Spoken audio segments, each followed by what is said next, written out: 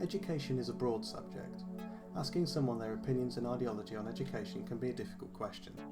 Learning from my studies on the purpose of education, I know that our current government enforces a knowledge-based curriculum, with the aim of providing students with as much knowledge as possible in order to attain the most and best qualifications. Whilst this approach can be criticised for its emphasis on sterile autonomy, with the term appearing a shocking 31 times in educational excellence everywhere, and distancing from the development of a student's personality, well-being and life skills, in my personal opinion, I do not completely disagree with this approach. Whilst there are three contrasting ideologic principles, and the government is under constant scrutiny, the knowledge-based system is not as bad as it seems. I do agree with many that every student's education should provide them with ample personal development and skills to live successfully. Despite this, schools are limited with what they can achieve and can perhaps assist with this development, whilst parents provide the greater bulk of help. Whilst this is not ideal for parents, compromises should be made, as schools have the daunting task of achieving every student's academic success. I could never suggest that schools should refrain from emphasising knowledge, as knowledge is almost the currency with which society is run. It is the unfortunate truth that in ordinary circumstances for a successful career or profession, an individual requires good grades or higher education. Therefore, I believe there is nothing inherently wrong with our current government pushing these results. However, I do still believe that the student's own personal development should not be neglected. I therefore cannot fully align myself with any particular purpose of education. I do believe that there are compromises, however, that are able to both keep the growth of students' knowledge and also improve upon their individual and developmental needs successfully. The largest of which could be to slowly push emphasis away from traditional standardised summative examinations, as I believe these are the primary cause of the alienation that Ken Robinson discusses of demotivated and unengaged students. Examinations are, above everything else, scary. Knowing this from my own experiences, and those of many others, students are repeatedly reminded that examinations are the most important thing in their current lives, and if they go wrong, it is arguably game over. The large pressure is enough to cause many students to have mental breakdowns. The thought of having to remember everything in a curriculum in case it appears in an exam is almost enough for students to understand their importance without the additional pressure that schools and the government add. A suggestion could be to look to the states, who often have a more relaxed and easy form of testing. While specifics may differ from state to state, many tests are carried out in classrooms in a relaxed and more impromptu setting. Students may be able to leave when finished and can often be told what exactly they're going to be tested on, such as A, B and C, without needing to revise the entire alphabet with the hope that some of it shows up. It could also be known that students are able to bring in help or a cheat sheet to assist them. Other examples include the extra credit system to show that regardless of an exam gone wrong, a student still deserves a decent grade. An easy to follow unacademic discussion between young adults, both American and English, comparing the two education systems can be found here. Looking deeper into individual classrooms, I believe that it is good practice for teachers to do all they can to cater to the educational and developmental needs that their students have, regardless of ability or socioeconomic background. This further allows students to feel less alienated by education.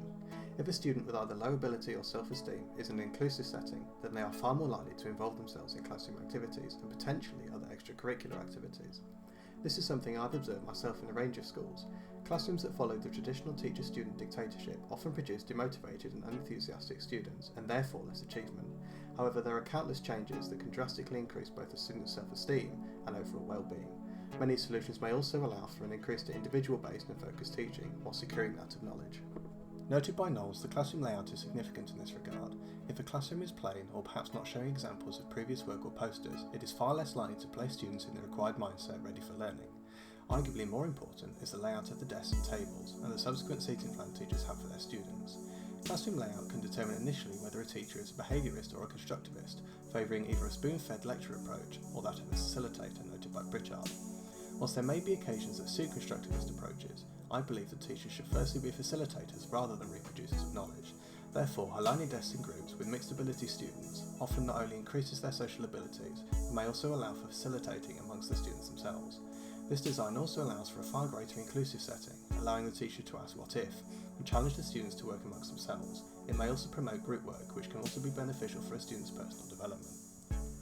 Other minor additions teachers can make are ones that shine importance on the student's individual needs. Learning styles can therefore be considered.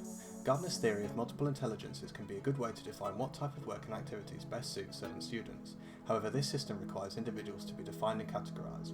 Honey and Mumford's learning styles, based on the work of Kolb, offer a more inclusive scale in which individuals can align themselves as activists, reflectors, theorists and pragmatists in equal measure. These learning styles can be used to identify the range of activities and teaching approaches that may be required to create an inclusive setting for as many students as possible.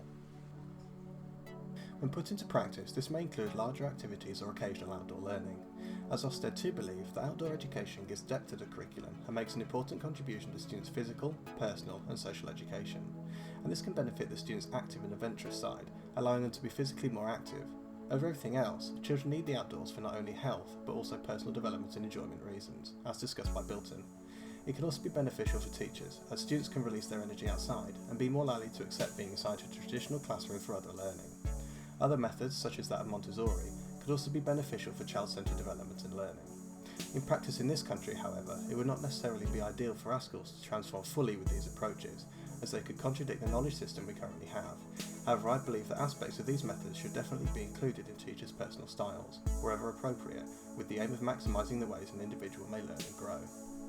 Similarly to this, I believe trips and educational activities are thoroughly efficient in boosting a student's knowledge.